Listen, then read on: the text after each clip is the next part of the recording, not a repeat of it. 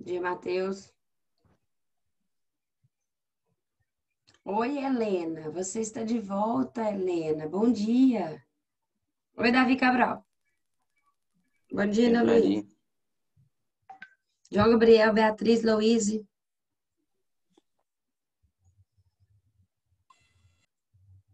Oi, Tô.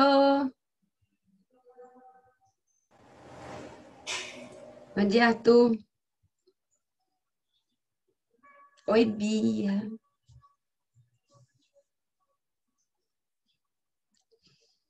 Oi, Gabriel. Bom dia. E Maria, bom dia, como é que você está? Graças a Deus, tudo bem. E seus filhos? Estão ótimos. Já Obrigada. estão dormindo ainda? Então, É, Bom dia, Maria. dorme até pelas 9. até pelas 9 até aí. Você pode respirar tranquila. Depois, É. Depois o caos se instala. seu marido também já acordou ou ele está dormindo ainda? Não, ele vai daqui a pouco trabalhar 8 horas. Ele Aí ele trabalha ainda no fica por banco. conta ali. Oi? Ele trabalha no banco? Aham. Legal. Galera, hoje, peraí. Oi, João Gabriel, bom dia. Espera mais um pouquinho, esses meninos aqui. Hoje nós vamos começar a nossa apostila 3, ó. Página 48. Vamos lá? Ó, esse capítulo aqui, ó. Manifestações artísticas. Aqui nós temos uma tela do Van Gogh. Esse senhorzinho aqui, uma tela de Van Gogh. E uma arte contemporânea, né? Pintura nas casas, pintura nas paredes, uma pessoa toda drapeada aqui, toda envelopada. O iotim aqui. Tem até uma imagem maior aqui na frente, depois se dá pra gente ver melhor. Cadê? Aqui, ó. Que é o iotim, ó.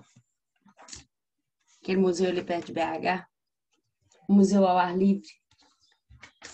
Ok? Eu já fui lá, Maria, é muito bonito. Aí nós vamos começar então. Já foi?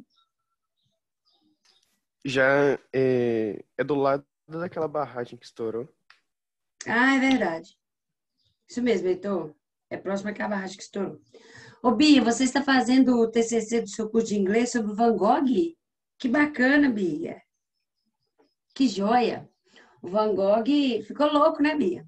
O Van Gogh nasceu em 30 de março. Eu me lembro que é um dia antes de mim. E o Van Gogh ficou louco, né? Cortou a própria orelha, né? Van Gogh cortou a própria orelha. É dos maiores pintores que o mundo já conheceu. Vincent Van Gogh. É dele os girassóis. É dele esse senhorzinho que eu falei aqui. Tem também um autorretrato. E tem o quarto de Van Gogh, que é quarto em tons amarelos. Ele gostava muito de pintar em tons amarelos, né? Eu até trouxe uma pintura dele hoje aqui também. Então, a Bia vai poder dar uma contribuição para a nossa aula hoje. Aqui. Então, nós vamos pegar a página 48. Arte. Um breve retrospecto histórico. Aí nós temos aqui uma entrevista a Roberta Bensini, que é a repórter, entrevistou uma professora que é do doutorado da Universidade Presbiteriana Mackenzie, em São Paulo, a Miriam Celeste Martins. E aí elas falam sobre a arte explicar a vida. Em que momento? Como que, assim, que a arte explica a vida? Que a arte, ela alarga as possibilidades da vida. Nós já estudamos aí na nossa apostila 1, você se lembra que aquelas poucas aulas que nós tivemos juntos aí na escola, a gente falou muito sobre isso, né? Sobre o papel da literatura, né? Que a literatura, ela floreia a realidade, né? A gente falou sobre isso. E a arte, a literatura é uma arte, né? Então agora nós vamos falar da arte em si, né? Nós já vimos a literatura, nós vamos falar da arte em si. O que é a arte, como que a arte transforma a vida do ser humano, né? Como que a arte transforma, como que ela modifica a realidade humana, tá certo? Então, essa entrevista aí, ó, gostei que a primeira questão ela fala por que existe resistência em relação à arte contemporânea. Por que existe uma resistência com relação à arte de agora, que é contemporâneo, é o que acontece agora, né? Depois nós vamos discutir isso aqui na atividade oral. Por que que existe uma resistência com a arte contemporânea? Porque tudo que é novo causa uma certa resistência. Porque tudo que é novo rompe com as ideias que estão em vigência. Entende? O que é novo vem para fazer uma fenda, né? Fazer uma diferenciação do que está acontecendo. Né? Então, por isso que a arte contemporânea, ela às vezes não é entendida, não é compreendida, não é muito bem aceita. Não é? Eu vou falar para vocês uma coisa aqui importantíssima sobre Monteiro Lobato. O Monteiro Lobato é dos maiores escritores do Brasil, né? Um cara assim fenomenal. Ele foi o maior sanitarista, o primeiro sanitarista que o Brasil teve, porque ele falou da situação que o Jeca Tatu vivia. Vocês leram lá no 6º ano Minhas Memórias de Lobato? Vocês leram comigo? Minhas Memórias de Lobato? Que é a Emília escrevendo a história do Monteiro Lobato? Sim, a gente leu. Leu, né? Então, vocês perceberam assim que o Monteiro Lobato ele foi muito importante para o desenvolvimento do Brasil. Porque numa época que o Brasil exportava petróleo, ferro, petróleo e os subprodutos do petróleo, exportava tudo dos Estados Unidos, o Lobato inseriu no mundo a ideia de que o Brasil tinha petróleo, que o Brasil tinha que explorar o petróleo, que aqui tinha petróleo. Então, aquilo causou, assim, um certo desconforto para os governantes. Por quê? Como assim? A gente explora e ele agora está falando que a gente tem. E isso ia causar um desconforto político entre os países. Porque a gente era dos maiores consumidores, né? Dos maiores compradores, dos maiores importadores de petróleo dos Estados Unidos. Aí, de repente, o presidente do Brasil fala com o presidente dos Estados Unidos e diz que, então, não vou exportar, não vou comprar petróleo de você mais não, vou importar mais não, porque aqui nós temos. Nós vamos agora explorar o que temos aqui. O presidente dos Estados Unidos, tipo, não, que isso, você está de brincadeira comigo. Hein? Você é o maior comprador, você não vai comprar mais? Então, isso causava um certo desconforto político, né? A situação política do Brasil. E o Monteiro Lobato bateu o pé que o Brasil tinha petróleo, e hoje o Brasil é uma bacia, né? E aí ele escreveu O Poço do Visconde, porque a literatura do Monteiro Lobato, ela era voltada para criança, mas ela tinha o intuito de atingir os adultos, certo? Ele escreveu O Poço do Visconde, em que o Visconde encontra um poço de petróleo na Bahia, e foi onde depois foi encontrado o petróleo, primeira vez, né? Que foi explorado. Então era meio que como se ele antevesse o que ia acontecer, né? Então, o Monteiro Lobato escreveu sobre o petróleo no Brasil. Ele falava que o Brasil, para ser um país de primeiro mundo, para ser um país desenvolvido, ele tinha que explorar o ferro, né? Modelar o ferro. Então, assim, ele queria o desenvolvimento do Brasil. Estou procurando ele aqui. Você vê que, ó, no meu livro, ó, olha a chamada que é para ele. Monteiro Lobato, o moderno antimodernista. Então, ele queria a modernidade do Brasil. Ele queria que o Brasil crescesse. E ele tinha uma fazenda que ele herdou do avô dele lá em Taubaté. Então, ele achou que ele ia ficar replantando café. Mas ele percebeu que não ia dar conta de ficar replantando café. Por quê? Primeiro, a educação não chegava até a roça e o Jeca não sabia cuidar da roça. Aí é aí que ele entra como sanitarista. Ele vai falar das situações que o Jeca Tatu vive. Né? O Jeca Tatu é barrigudo porque é de tanto verme, porque ele faz as suas necessidades fisiológicas lá no meio da sua plantação e contamina a água que ele vai beber. Né? Ele mantém vivo o ciclo da esquistossomose. Né? Ele fala do Jeca Tatu. Então, ele cutuca o governo brasileiro. Né? Tanto que é preso. Né? Causa uma comoção nacional, mas é preso. É porque de tanto falar, coisa que não devia. Por que a boneca Emília é faladeira? Porque ele punha na boca da boneca Emília aquilo que ele, Monteiro Lobato, queria falar. Né? E ao tempo que ele esteve preso, ele conta que era como se ele sentisse a Emília cutucando o ombro dele para poder escrever as coisas que ele falava sobre o Brasil. Por que eu estou falando do Monteiro Lobato? Você viu que ele é o moderno antimodernista. O Monteiro Lobato é de uma época chamada pré-modernismo, que aconteceu no início do século XX, de 1904, assim, de 1890 até 1906, 1910, até 1915, por aí, 1914, quando começa a eclodir a Primeira Guerra Mundial. Então, olha a época que ele era um ícone, né? Na virada do século, certo? De 1890, que ele nasceu em 1882 e morreu em 1948. Então, é de 1890 até 1915, digamos assim, né? Esses 25 anos. Ele é dessa época, ele é um pré-modernista. Os modernistas que viriam depois já trariam as vanguardas europeias, que é o impressionismo, expressionismo, surrealismo, dadaísmo, que está aí na sua apostila, na página 50. Foca em mim, hein, galera? Presta atenção. Ó, tá aqui, ó, o impressionismo, o expressionismo, o dadaísmo e o futurismo. Isso daqui são correntes de pintores que exploravam determinada forma de fazer as pinturas. E aí, no meio disso aqui, tinha uma pintora brasileira que gostava de pintar, levando em consideração o cubismo do Picasso. Olha, isso aqui é uma fase do Picasso chamada nu cubista. O cubismo, como o próprio nome diz, é uma vanguarda, né? Um estilo de pintura e de escultura em que valorizam muito as formas geométricas, né? Por isso que chama cubismo, né? O impressionismo, nós vamos ver daqui a pouco o que é o impressionismo. O impressionismo tinha essa característica de usar o sensorial das pessoas, né? São figuras que não têm muito contorno, fica ali mais por conta do observador, não é? Do espectador, que nós estamos falando de obras pictóricas, nós estamos falando de pintura, então fica por conta do espectador manter o contorno, né? Aquela coisa meio borrada, sabe? O impressionismo são aquelas manchas no papel e você dá uma definição.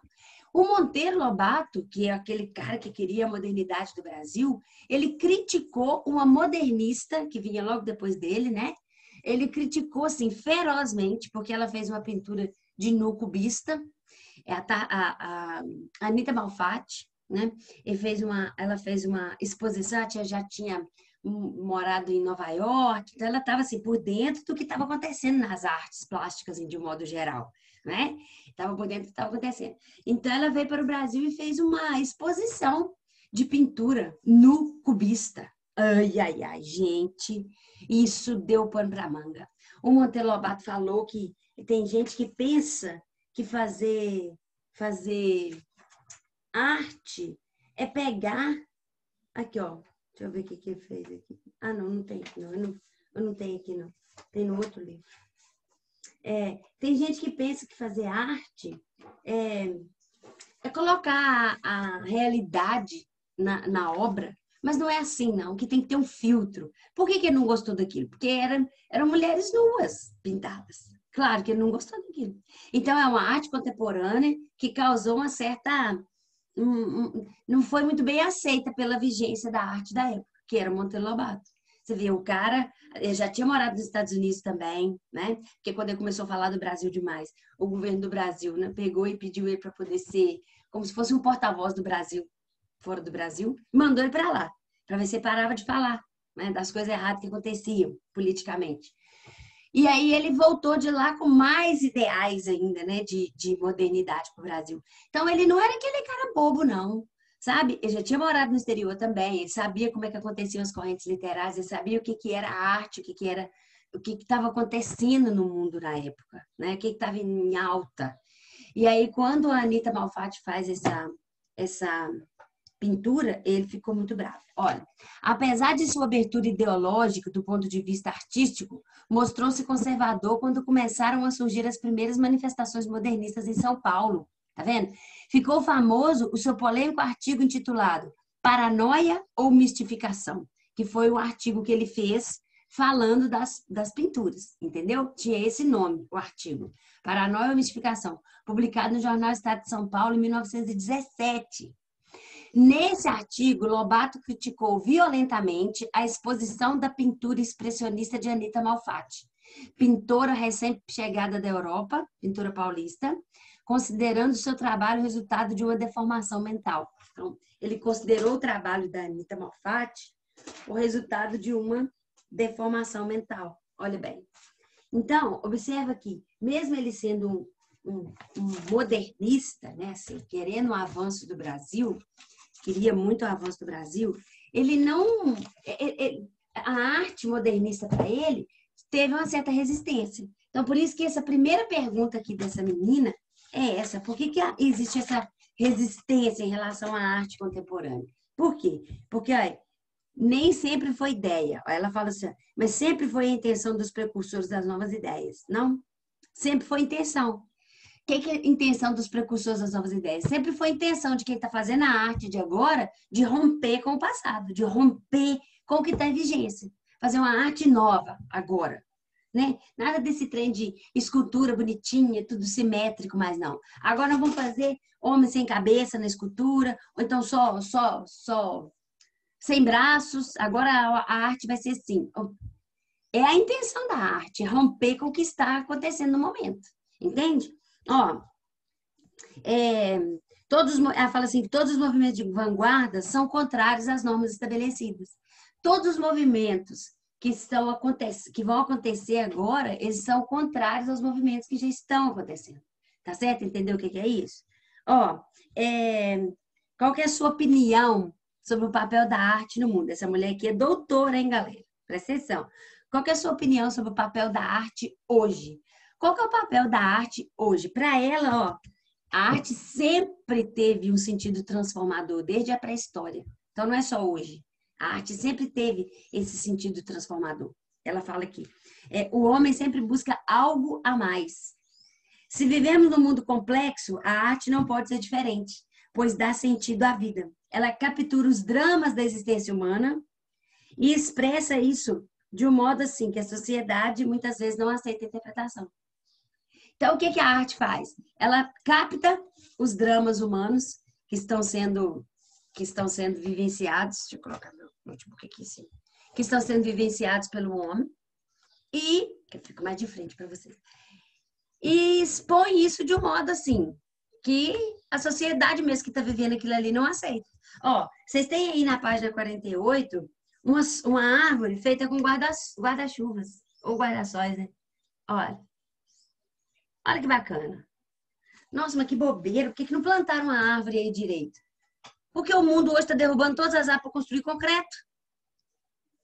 Aí a gente não aceita a arte, mas a arte só está mostrando o que a sociedade é palco, não é? A sociedade é palco de transformações o tempo todo e a arte tem esse papel de pegar essas ideias transformadoras e transformar as ideias revolucionárias em arte visível. Só isso. Entende? Então, acho que isso aqui, ó, por exemplo, por que nós temos aqui... E tem várias pessoas aqui deitadas, né? Isso aqui é em Singapura. Por que essa pessoa fez essa arte desse jeito aqui? Eu acho que é justamente uma crítica, né? Que agora, se a gente quiser uma sombra, nós vamos ter que fazer árvores de guarda-sol. Porque tá igual aquele filme... o Lorax, Em Busca da Trúfula Perdida, já viram? Já, eu sei que vocês já viram. A Elaine mesmo deve ter passado para vocês isso aí. O Lorax, Em Busca da Trúfula Perdida. A trúfula é uma árvore, né? E todo mundo vive numa cidade de borracha, de látex. Né? As árvores são de látex, tudo é látex. O gramado é látex, né? As florezinhas são todas de látex. A água não é... O rio não é um rio verdadeiro. Né? Ele é todo verde de tanta poluição. O ar da cidade é todo engarrafado, né? Então, é isso que acontece. Esse filme é para quê? Para mostrar que cada dia que passa, a gente está destruindo mais a natureza, em nome de concreto, ok? Tira os bloquetes da rua, que são aqueles calçamentos, né? Que tem como a água da chuva escoar para colocar o asfalto, que a água bate e vai embora e vai se juntando com de outras ruas e depois entope todos os bueiros, que não tem vazão para isso, ou entra dentro das casas, não é? Então, é a modernidade. Então, isso daqui é uma crítica. Ó, principal tendência da arte contemporânea. Para que caminha a arte contemporânea? Para ela, olha, existe hoje na arte em geral uma tendência intimista, de volta às memórias.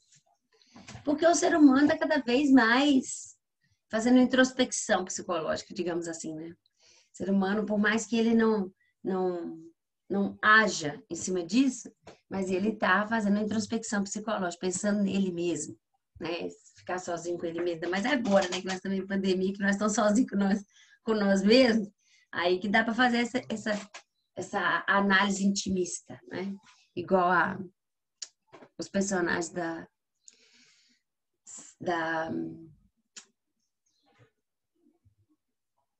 Hora da Estrela lá que vocês leram em julho, da Clarice Lispector, ok? Então vamos lá para essa atividade oral aqui. O que você entende por arte contemporânea? O que é arte contemporânea para vocês? Alguém quer falar? Vamos, gente. Peraí, eu vou abrir aqui o nosso. Deixa eu ver aqui se vocês estão todos falando comigo. Bom dia, bom dia. O livro de setembro, gatinha. O livro de setembro, gente, é um clássico universal. O livro de setembro é fantástico, é fenomenal. Era Os Miseráveis, de Victor Hugo. O Victor Hugo foi o cara que escreveu Corcunda de Notre Dame, né? Então, nós vamos trabalhar isso aqui, ó. Os Miseráveis. Vocês vão ver que aqui todos os personagens são miseráveis.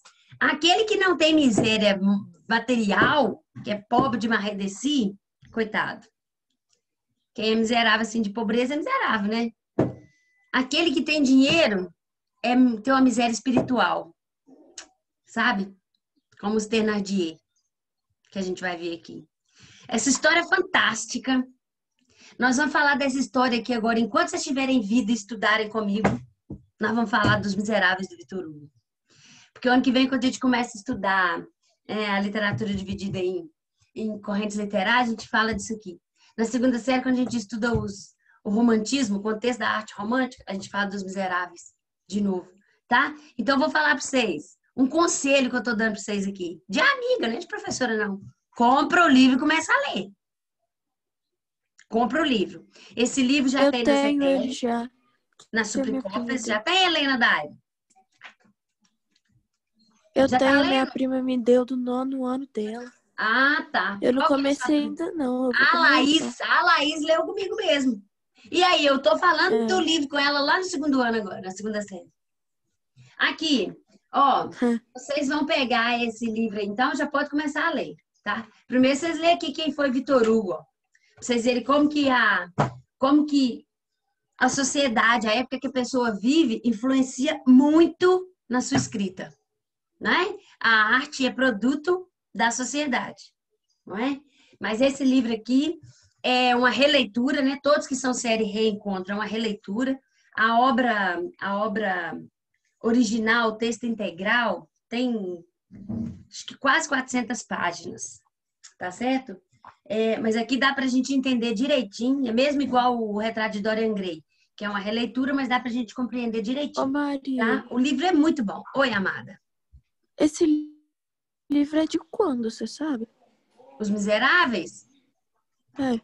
Ó, o Victor Hugo viveu mais ou menos viveu o século XIX, 1802 a 1860, por ali. Deixa eu ver quando que ele faleceu. É isso mesmo.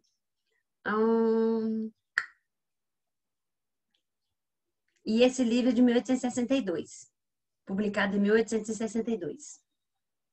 Isso mesmo. Nossa Senhora. Ô, gente, mas aqui a história é fenomenal. Tem uma mãe aqui que deixa a filha com o povo, porque ela não pode levar a menina para poder trabalhar. Isso aqui é peça teatral, você sabe, né? Os Miseráveis de Victor Hugo tá em cartaz assim, desde que o teatro existe, o teatro moderno, e não sai com a menina Cosette. Porque essa menininha que a mãe deixa com os Thénardier, que é para a mãe trabalhar, porque a mãe não é mãe solteira. Não é igual hoje, né?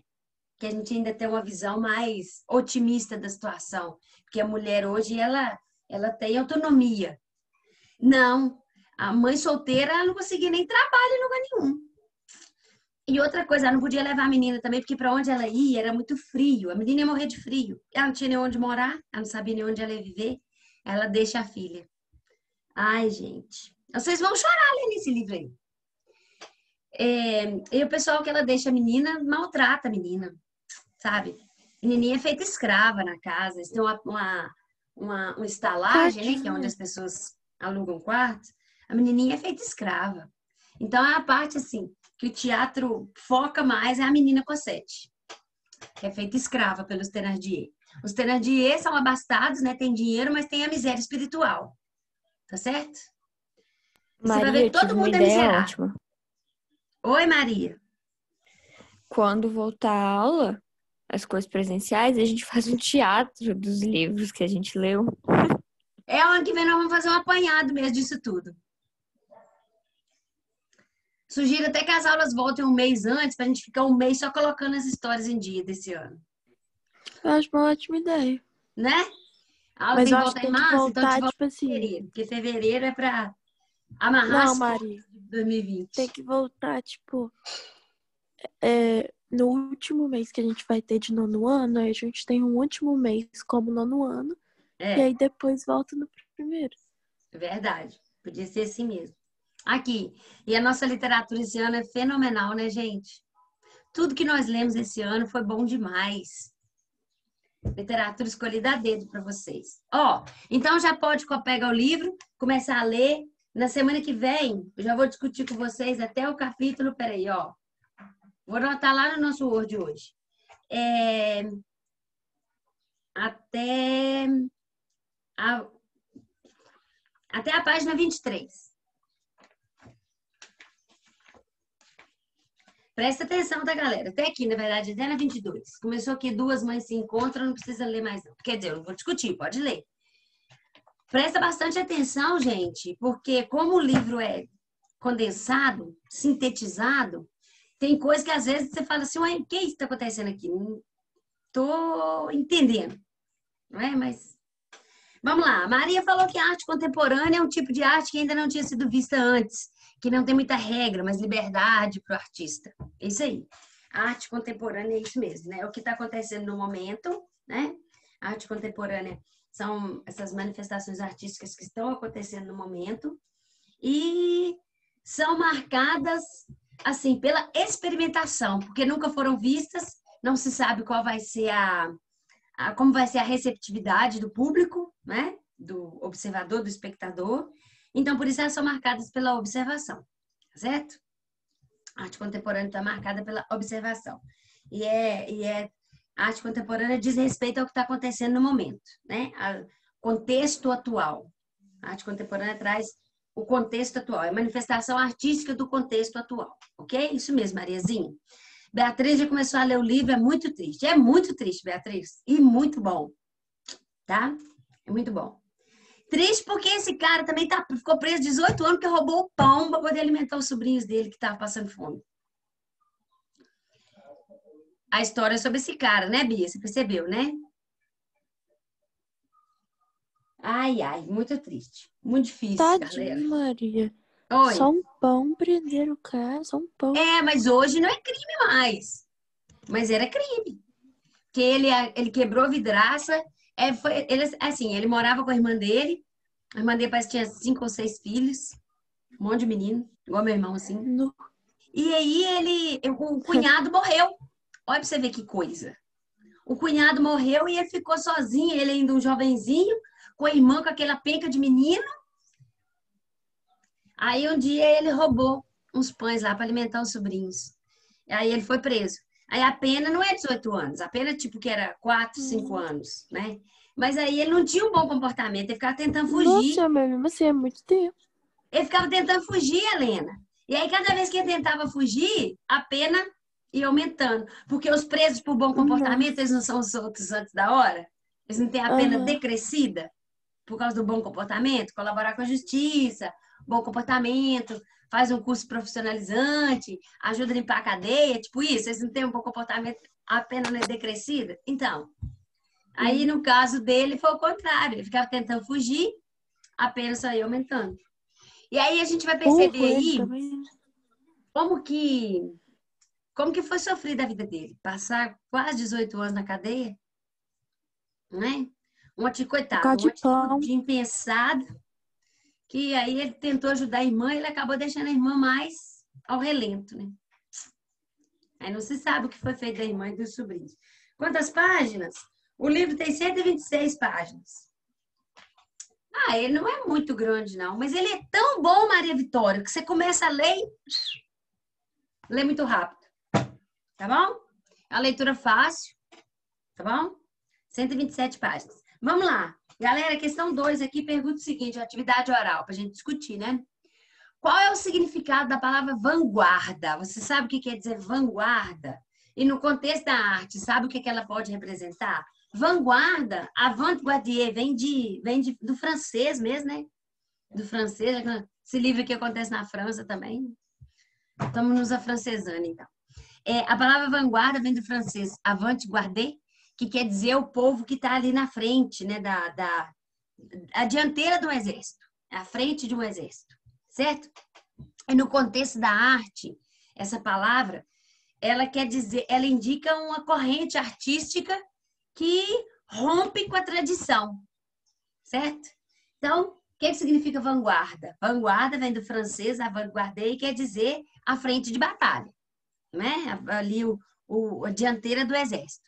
E no contexto artístico, é uma corrente, essa palavra é empregada para indicar uma corrente artística, ou seja, um modelo de arte nova que chega para romper com o que está acontecendo no momento. Ok? Rompe com a tradição e com tradição e conservadorismo que está acontecendo, tá bom? De tudo que está acontecendo no mundo das artes, né? É uma nova forma de entender a arte, ok? Entendido? Isso que quer dizer vanguarda no contexto artístico. Essa corrente artística que vem para romper com o conservadorismo e com o tradicionalismo. Mostra uma arte nova. Ok? E as vanguardas europeias faziam justamente isso. Né? O expressionismo, impressionismo, dadaísmo, surrealismo, futurismo. Vinham realmente para fazer isso. Né? Mostrar o que é arte. Forma de arte. Questão 3 aí, ó. A questão 3 pergunta o seguinte. Atividade oral que eu estou fazendo lá na página 49, que é para a gente discutir. Você conhece o impressionismo? Sabe o que esse movimento artístico representou? Aí tá aqui, ó, logo na frente tá aqui o impressionismo. Na sua apostila mesmo tá aqui, ó. O impressionismo. Aqui tá falando o seguinte, ó. Aconteceu no final do século XIX, com a mudança do homem do campo para a cidade e os rápidos processos civilizatórios dos grandes centros urbanos, a arte torna-se efêmera, ou seja, passageira. E seu principal valor é seu caráter sensorial. Então, essa arte do impressionismo, ela vai explorar o sensorial do espectador. O conhecimento teórico do naturalismo é substituído por uma análise subjetiva em que a arte é o próprio objeto da arte, desprezando o natural e valorizando o intelectual e o artificial. Ó, eu vou mostrar para vocês aqui algumas obras que são impressionistas. Ó, primeiro tem essa aqui que não é impressionista, né?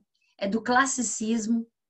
Esse aqui é O Nascimento da Deusa Vênus, do Sandro Botticelli.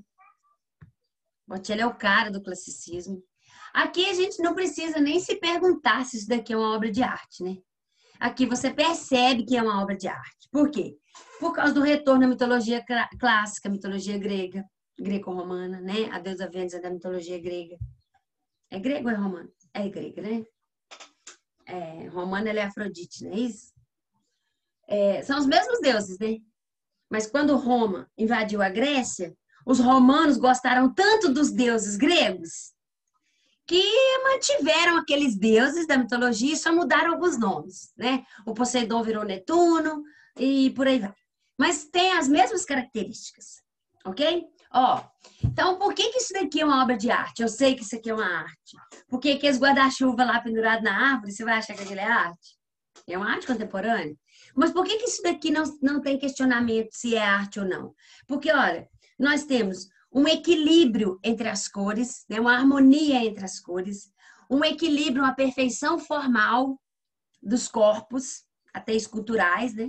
A deusa Vênus aí conta a história que ela é muito branquinha, porque ela é como uma pérola, tá vendo que ela vem na concha, né? Diz que ela nasceu dos testículos do pai que foi arrancado e jogado ao mar, né? E aí foram batendo espuma e virou a deusa Vênus, né? Essa história, né? Uma das versões da história, né?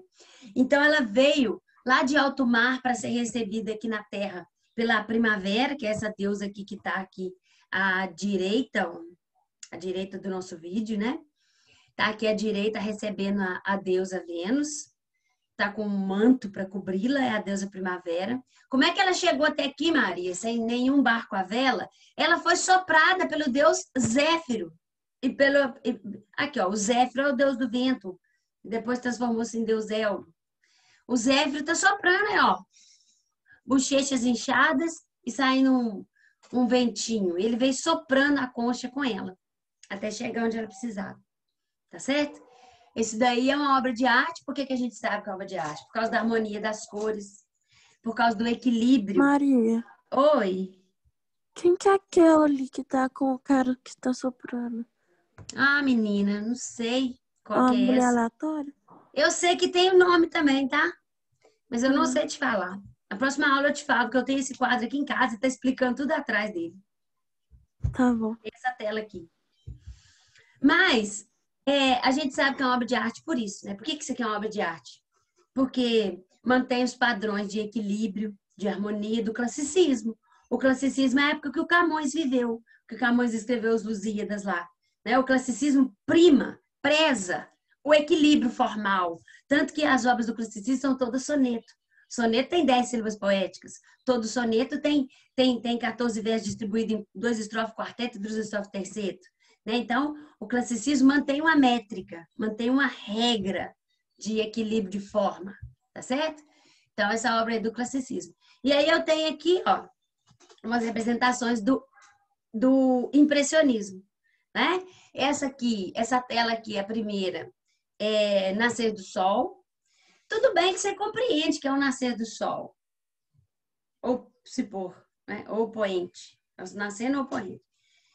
Mas aqui nós temos vagamente um lago com um barquinho com 2 pessoas, assim, é muito vago. Eu não tenho contorno definido, eu só tenho os borrões na tela, entende? Fica por conta do espectador libertar esse seu lado sensorial, né? Usar a sinestesia, né? Que é a fusão dos órgãos do sentido, de ver, de sentir, com todos os seus sentidos, o que está ali, essa arte. Né?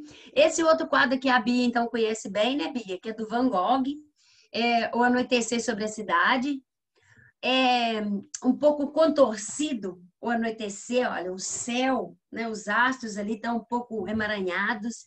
Nós não temos contorno de nada. É tudo meio manchado, meio borrado mesmo, né? Ali a gente consegue perceber umas casinhas, né? Mas também não tem aquele traçado delimitado, perfeito. Então, o impressionismo é isso aí, né?